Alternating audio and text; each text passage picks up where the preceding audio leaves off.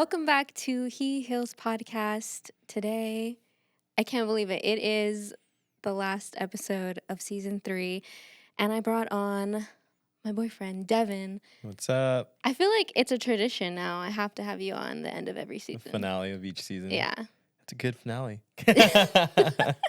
Save the best for last. Don't tell the Right. others. It's okay. You're just a little biased. Okay, so if you didn't know, Devon he's my boyfriend, but he's also my producer.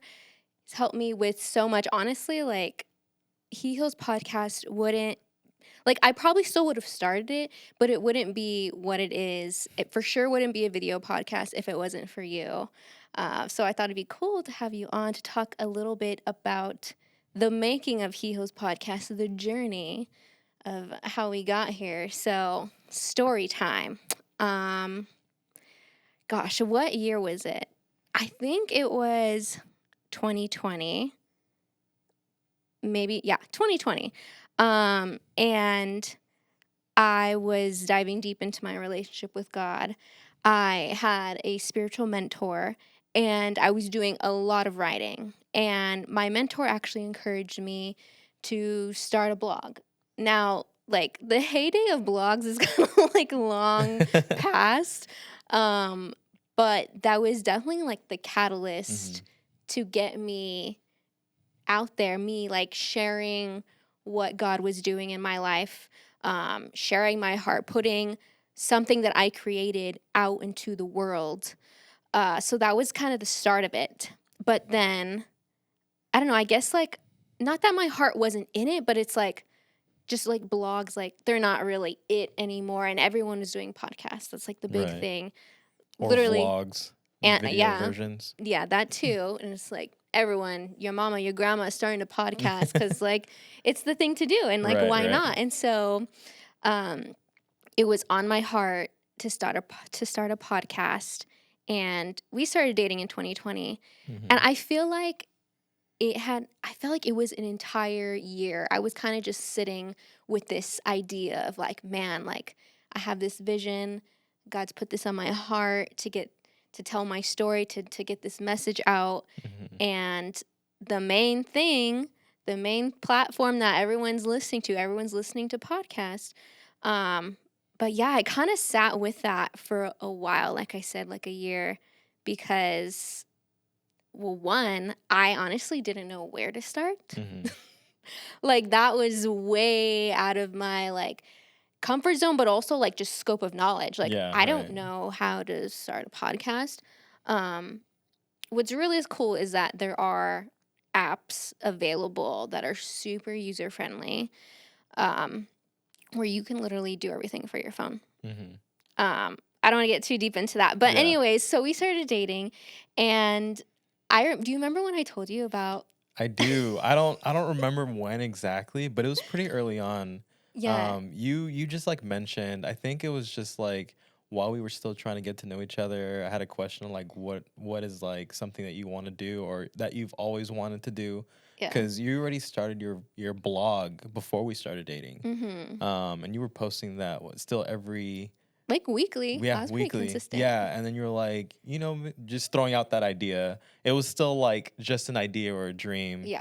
And then I've never done a podcast either, but I am a photographer, videographer, and I'm like, you know what? How hard could it be? Yeah. And I just had my Canon 5D Mark IV, and it's not like well known for video, but it could do video.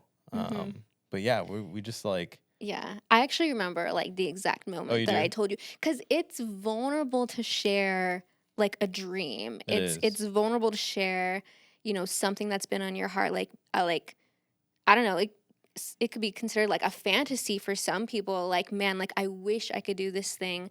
It's a vulnerable thing to share because I don't know, like a part of me, like I guess like I didn't want to feel silly. I didn't want to feel like that was something far-fetched, even though it wasn't. Right. But yeah, I remember we were at the beach, and we were just like laying on the beach, just like talking. Like you said, we were dating, so we were just like getting to know you conversations. So I remember the exact like date that I told you. And I remember you were like, well, like, I've been wanting to get into videography, so let's do it. And I was just like, okay. That was really early on then. Yeah. Wow. Yeah. Okay. Yeah. So, gosh, when did we finally launch season 1? I think that was the end of 2021. Because we were talking about it. We were like, I was serious about pushing you to make it because in my Yeah. mind it would be pretty easy Yeah. to at least start that or look into how to produce something like that. But Yeah. then yeah, it wasn't until like 2021 where we finally launched season 1. Yeah. I feel like in theory it's easy, but like when it comes to the logistics of everything, especially if you're like me, you have no knowledge of like any of this stuff that you're looking at, Yeah. um, that it's just it can seem like impossible. Right, I don't right. know.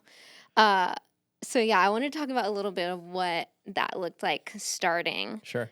Um, so it's so funny. I think I finally got to the point where I was so frustrated with myself for like putting off this dream, putting off what God was calling me to be obedient to, that I was like, you know what? No excuses. Like, we're just going to start. Like, it's not going to be as professional and clean and perfect as I imagine or as I want it to be, Mhm. but like, we're just going to do it. No excuses. So, like you said, you had your camera, which Mhm. technically isn't a video camera, Technically it's a not. photography camera. Yeah. And then we had no microphone. We had no microphone.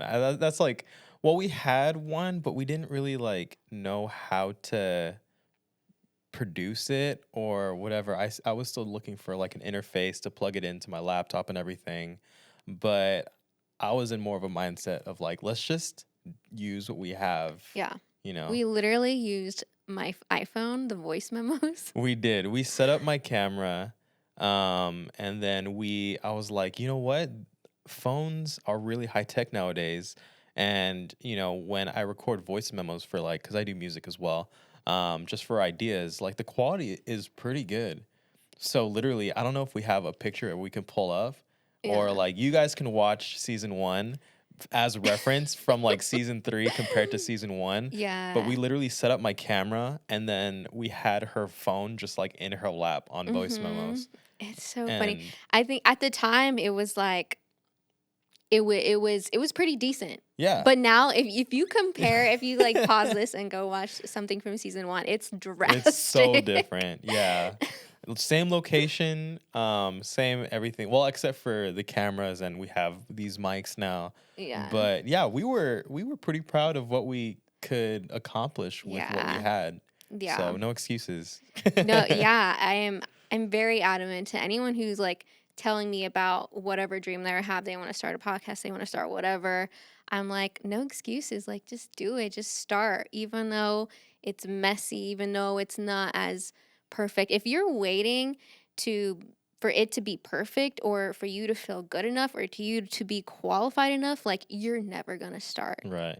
for sure. Yeah, yeah. And then that's what we started. Like once we were able to produce season 1 or do a couple episodes, we're like, hey, like this is actually doable. After we shot the first episode of season 1, produced it, and then put everything together because we didn't know how it was gonna come together, like the audio, the video, and Mm-hmm. everything. But once we put it together, we're like, this isn't half bad. Yeah. The audio quality was solid. The video was like, pretty good. Mm-hmm. But This is yeah, definitely, yeah. Like at the time, it was like, oh yeah, this is solid. And now right. looking back, it's like, whoa, like we made so many improvements.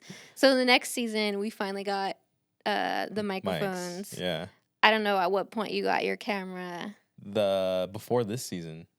Oh, okay, Yeah, yeah, yeah. So yeah, third season, you got your camera. I got my yeah. camera. Right. So, and that's another thing is that when I first started, it's like I am not about to drop thousands of dollars on all this equipment. It's like, what if I record one episode and I decide I actually don't like this. This I ain't don't want to for you. do this, you know? Right, right. So the strategy was like, okay, let's just like slowly but surely like get equipment, Right. you know. If Yeah. I'm in it for the long haul, then eventually I'll have everything. Right. It was a fun little game or goal that we played after each season. We're like, okay, what's the next little thing that we can do to step up the next season? Yeah.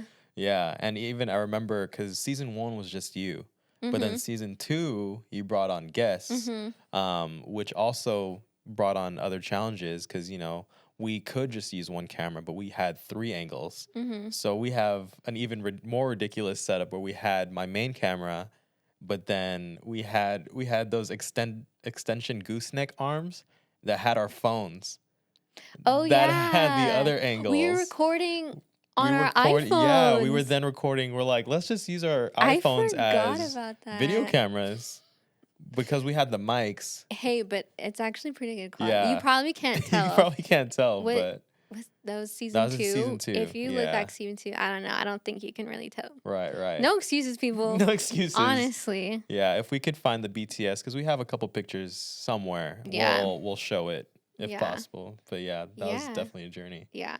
And now we're here. And now we're here. Yeah. So I'm so grateful for you. 'Cause like I said, I for sure wouldn't be doing the video podcast if it Mm-hmm. weren't for you. I'm a lucky gal who has you as a resource. I know not God everyone just is as lined it lucky. up. No, that's really what it felt like, especially when I first shared my dream and you were like, "Okay, well actually this is something that I'm interested. I want to get, I want to do. Like I'm willing to help." It really felt like God was aligning Orchestrating it, yeah, for everything. sure. Yeah. Yeah, and I was interested in the production side. Like, hey, Mhm. well, what's an opportunity I can do to experiment or grow and do stuff that I haven't done before, Mhm. or opportunities to exercise my production skills, video Yeah. skills, and it was just such a great opportunity to do that. Mhm. Where we can grow together, learn together, and stuff like that. Yeah. And that's the thing. Like if I was not vulnerable enough to share with you my dream, it probably wouldn't have happened. Right, You wouldn't right. have been able to like offer your help and it just wouldn't have happened Mm-hmm. if I didn't step out Right. in that vulnerability, in faith, Yeah.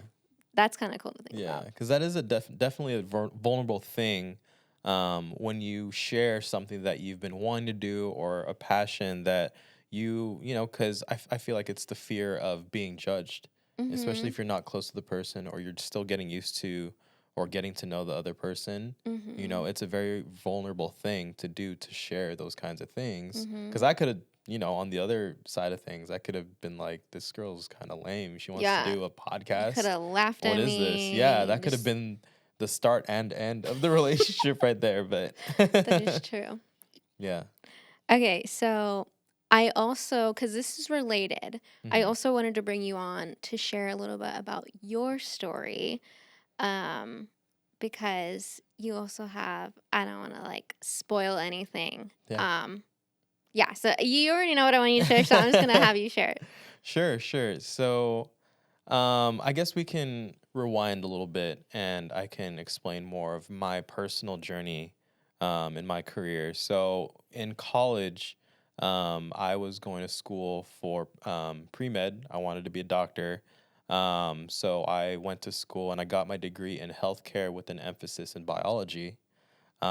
Because growing up, like they force you, not force you, but they encourage you to have goals. Like, what do you want to be when you grow up? Like those kinds of questions. So, Mm-hmm. growing up, like everyone around me being of Asian culture, um, like everyone around me was in healthcare in some type of way. My dad's a nurse. My mom is an administrator.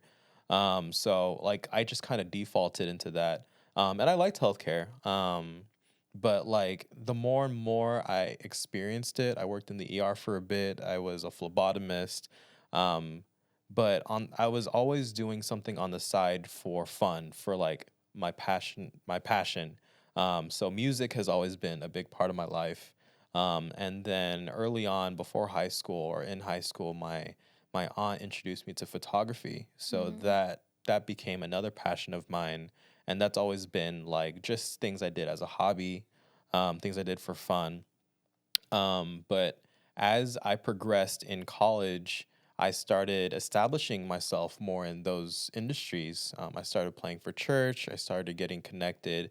People started paying me to do photography, which was at the time when I first started was mind blowing. I was like, "You're gonna pay me to do photography?" I was like, "Sure." Like, Mhm. a couple $100 when you're in college or high school. Like, that's a cool opportunity. So, when I graduated, I was still pursuing healthcare. I was working in the ER, but when I was also applying, things were just so competitive.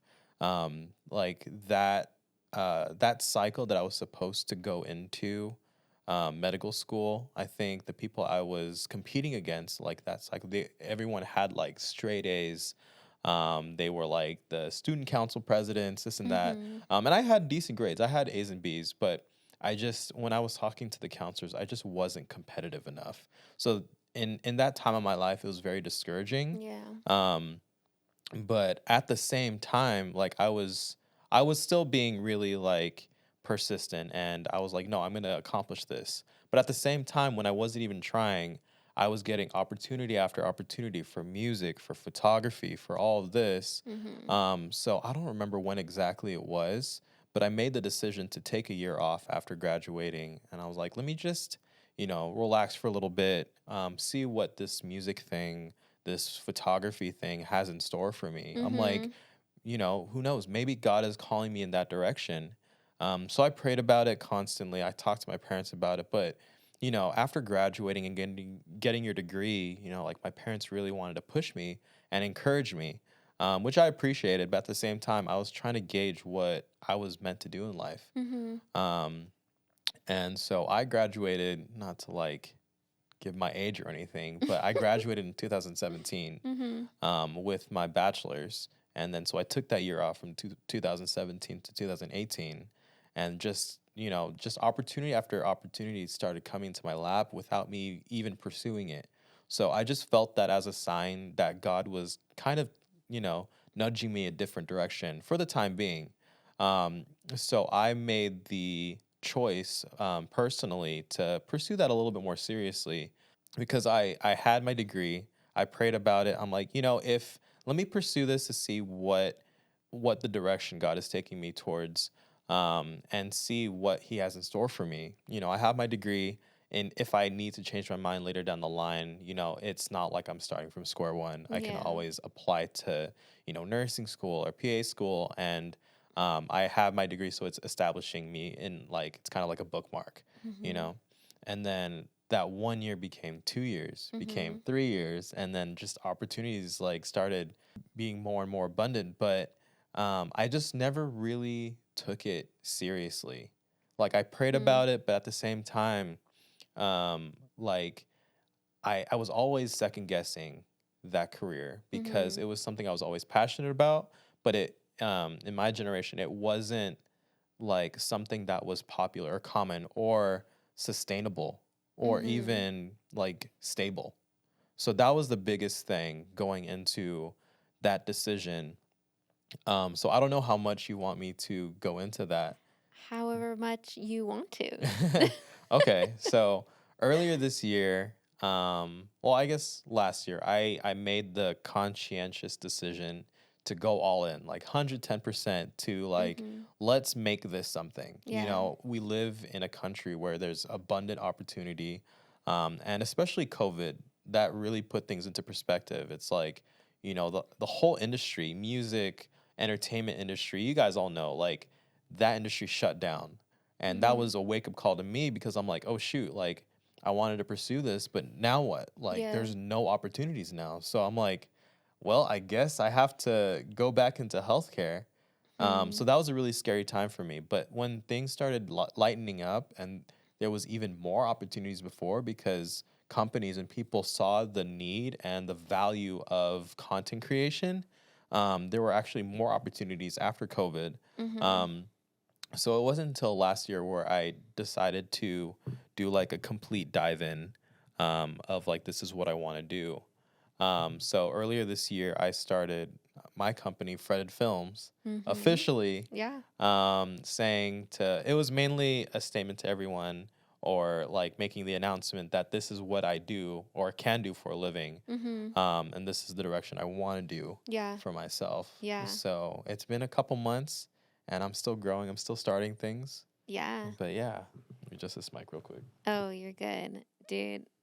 And the really cool thing, because I've gotten to be just like a witness in the last couple of years and seeing you launch Fretted Films officially, Mhm. it was so cool to see how the minute you like stepped out and pressed publish on your website, publish on like the Instagram account, that people who like didn't even know, like friends, family who didn't even know you did photo and videography were like, whoa, like Right. I didn't even know you're doing this. And then so many more opportunities started like pouring in. So Yeah. many doors have been open ever since you took like that leap of faith. It has been so cool to watch. Yeah, it was literally that week where I was getting like phone calls or DMs where people that I knew for like couple years were like, "Hey, I didn't know you did this. Like, I need this Yeah. kind of person." I'm like, "Oh shoot!" Like,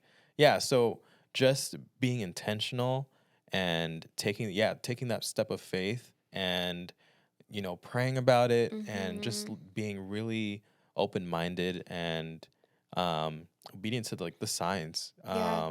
and just really like taking life under your control. I don't really know how to explain Yeah. it, but The thing is, if you want to do something like this, entrepreneurship or whatever it is, start a thing, you have to be willing to market yourself. right, And that is can be so uncomfortable. really, yeah, It can feel so cringe putting yourself out there. really, Like the first time like I had to like share a photo of myself or like make an Instagram story, make a TikTok, like that was so uncomfortable and right, so cringe. It's like I don't want to do this. But you have to be willing to do that, to put yourself out there saying, "Hey, these are the services I provide. This is what I right, do." And the more you do it, the more comfortable you get, yeah. honestly. Yeah, and it's still pretty uncomfortable. I'm still trying to get used to. I don't know how you do it so much or you don't do it consistently. And I tried doing like a TikTok or YouTube video and I was cringing so hard. Like editing the video, listening to myself talk. Mhm. But yeah, I'm like, this is something I need to do. And part of growing is being uncomfortable. Yeah, Requires you to be 100%. uncomfortable. Yeah, So, and the more and more you do it, that's the only way you can get more comfortable with things that you're uncomfortable with. yeah. I've heard other people talk about it, pretty much living in the cringe or being able to push past the cringe, for a while, or actually after a while, it kind of became fun to me, like how cringe can I be, or like before I'm gonna share something, like, ooh, like this is so cringe, like I wonder what people are gonna think, not in a bad way but in a good way, like a curious way of like, ha ha ha, like I'm so cringe. And I don't Yeah. know, it became fun. I Yeah. don't know if other people have experienced that, but Just embracing that. yeah, you just have to embrace the cringe, Yeah, honestly. yeah. Embrace I should put that on a t-shirt. Hey. Yeah. Okay, so I want to backtrack just a little bit Sure. because you said you graduated in 2017. You started Fretted Films this year, Yeah, end the of last beginning year, this of year. yeah, I think it was January. So, in that journey, what kind of led you to the point where you're like, okay, I'm doing it, I'm going in 100%? What brought you to that point? Yeah, I think honestly it was the constant struggle of what do I want to do for a living? Like what do I want my life to look like? And I think the main question I wanted to answer for myself is like do I want to do something that I enjoy doing for a living and just like go all in and making that work? Or do I want to settle to do something that I don't really necessarily have a true passion for, but I know is stable, Mhm. you know? And I I was juggling between the two. I was taking opportunities in both sides, working in the ER, working in healthcare, but then also taking these gigs that I didn't know if I was going to be paid for, or, I don't know how stable or when the next gig would be, because that's like the freelance life. You have to like really put the work in. Mhm. Um, and I'm still trying to figure that out. But I'm just embracing that process and trusting that process that you have to be consistent, you have to be persistent. Mhm. Um, so, what led me to making that decision is answering for myself, like, what do I want my life to look like? Mm. And obviously, like, there's a bunch of things, a bunch of factors that affect that decision, like the fear of, is this going to work out?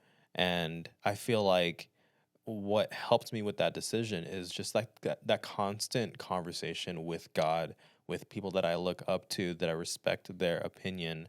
Um, and just trusting the process, like, because there was so many times where I was really close on going back to healthcare, but I had that persistent, constant prayer of like, God, like, what do you want me to do in my life? You know, like, Mhm. because another thing is that I truly believe God puts passions and talents in people to truly utilize it for His glory.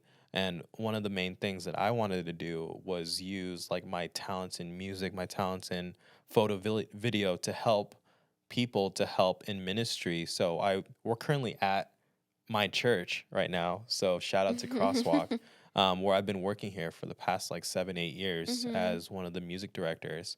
Um, but also like um, so yeah, I feel like when I was going more towards healthcare, I was good at it, but it required me to really like sit down and study. But at the same time, like I feel like I was wasting the talents that God gave me Yeah. elsewhere. So Mhm. it was that constant prayer on like, hey God, I'm trusting you. You gave me this talent, you gave me this passion. So like let me use it to help others. Let me use it to glorify you Yeah. in whatever way that I can. And as soon as like I made that decision and I felt that God was pointing me and giving more signs towards that direction, the more I felt at peace about it. Even though I'm not making the amount of money I want to be making, I still have more of that peace that God is going to take care of me regardless, Yeah. because I put Him in the forefront of that decision. Yeah. And as soon as I did that, just like opportunity after opportunity started coming, and just like, yeah, it became more prevalent that this is the direction that God wanted me to go. Yeah. So, Oh, that's so good. Okay, I'm glad you brought that up because it just reminded me hearing you talk about the parable of the talents. hmm Um, and in that parable, they have the master who gives talents, which is their currency of that time, to his servants. And when he returns, he's expected them to do something. hmm And the one servant who hid his talents, who didn't do anything, that servant got reprimanded. Where, like, in my mind, like, he was being smart. He was being like, he kept it secure. He didn't gamble it. He didn't invest it into, to potentially like lose it. But that is so like representative of um what God wants to do in our lives, or what he expects us to do in our lives, whether we're talking about money or like actual like talents and abilities and privilege. God gave you all of this and he's saying, what are you going to do with it? Like, are right, you going to waste it? Are you going to hide it? Are you going to bury it and let nobody like see when it's supposed to be used to glorify me? Or are you going to do something with it? And again, that's a scary thing, right, but I think that's where God has called us to live, where he's invested things into us, whether it's legit money or talents, abilities, smarts, you name it, and we're expected to do something with it. So what hmm are you going to do with it? Are you going to hide it, or are you going to do something with it? right. Yeah, living in that uncertainty is big. And I saw a TikTok recently of Keith Lee. Shout out to Keith, the food reviewer. We He's love like, Keith. he went viral on TikTok, but he had a quote where he was comparing faith and science, where science says, "Show me and I'll believe," and faith says, "Believe and I'll show you." Yeah. So I feel like, that's the foundation of faith, Mhm. because us as humans, we're creatures of like of doubt, of uncertainty, and uncertainty is super scary. Mhm. And not knowing if things will work, not knowing if we'll have money enough for whatever, but like we serve a God that is the master of everything, even money, Mhm. even worldly things, He is in control of. Yeah. So who are we to doubt or have fear of our future if we're Yeah. going to be taken care of or not? Yeah.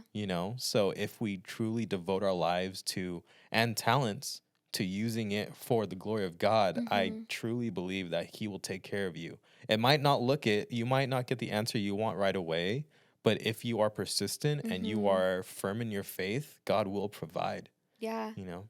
Yeah, I'm definitely a firm believer of that. Um, I thought of the verse that says, like, I gave you not the spirit of fear, but of power, love, and a sound mind.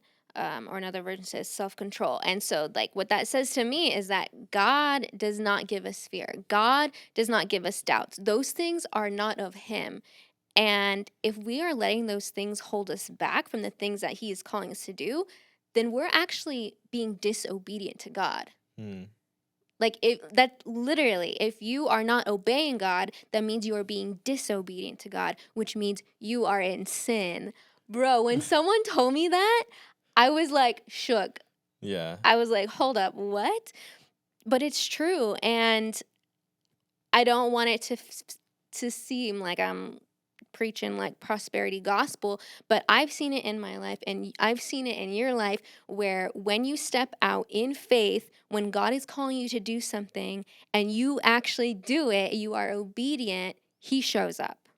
He Right. shows up. And it doesn't always look like how you thought it was going to look like. It doesn't always look like, oh, I'm a millionaire now, you Hmm. know, like, but it looks like your needs are met.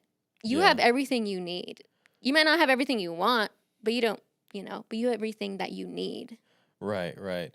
Yeah, and it's also important to emphasize the reason why you're doing something. Because I feel like that will be the driving factor and the determining factor of your success in whatever you're doing. Um, because I didn't dive into this expecting a lot of money. I didn't dive into this like, oh, I'm going to be famous, I'm going to be whatever. My goal was to help others. My goal was to use my talents in order to work for Yeah. God.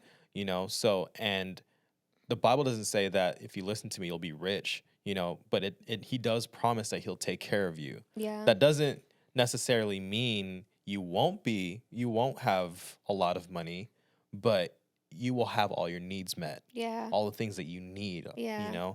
So, I love that you add that because your heart position also, s- you know, has a big part right, in the right. process of why am I doing this? Am I Hmm. doing it truly for God? Am I doing it truly to grow his kingdom or whatever it is? I'm not saying that if, you know, if it's not ministry, then it's a bad thing. No, that's not what I'm trying to say, but your Right, heart position does right. plays a big role in that. Yeah, and if you answer your why, I feel like it will give you just another kind of motivation, another kind of drive. Yeah. Because if you're just doing things blindly, it's like, oh, let me see, if this will work just because. You won't have as much determination. And I feel like people will become more lazy, or like if something doesn't go right or doesn't go their way, doesn't have the outcome they were expecting, then they'll just give up sooner than if you Mhm. have an established why. Yeah. I feel like that's really big in pursuing something that you would want to do. 100%.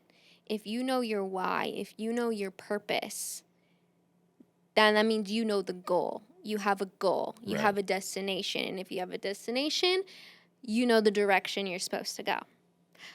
So go. So go. So pursue it. So do the thing. And I think this is a good place to wrap up. Yeah. Like, I just wanted to end this with a word of encouragement, like, to you who's listening. If you know God has put something on your heart, he's calling you to do something, do it. Be obedient. Mm-hmm. Push past the cringe, push past the fear, knowing that that's not from God and knowing that he's going to be there. When you step out and it feels so vulnerable, he's going to be there. Right. What was that thing your mentor used to tell you?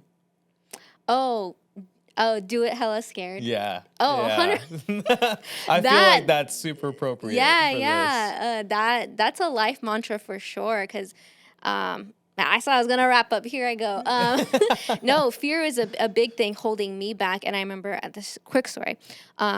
I remember it was a few years ago now, but I literally had a vision of myself bound in chains. And in this vision, I knew that it was fear that was binding me. Mm. And I just knew. I was like, man, like my entire life I was thinking about all these things, all these past decisions, what school I made, the school that I went to, people that I dated, and yada yada yada. All these decisions were based out of fear, and I was like, I cannot live like this any longer. I cannot let fear hold me back. And so, yeah, do it hella scared has been like a life mantra. Like the fear's gonna be there, and you just have to do it anyways. Right. Yeah, just go out and do it, and have understand your why. Keep God in the forefront, and yeah, just keep pursuing what you want to pursue. Yeah. All right, y'all. I hope that this episode was an encouragement to you. This is it. This is a wrap for season 3. If you have been watching, listening, thank you for the support. If you have it on your heart, leave a rating and review. It would mean so much to us. And we will see you in the next season. Later.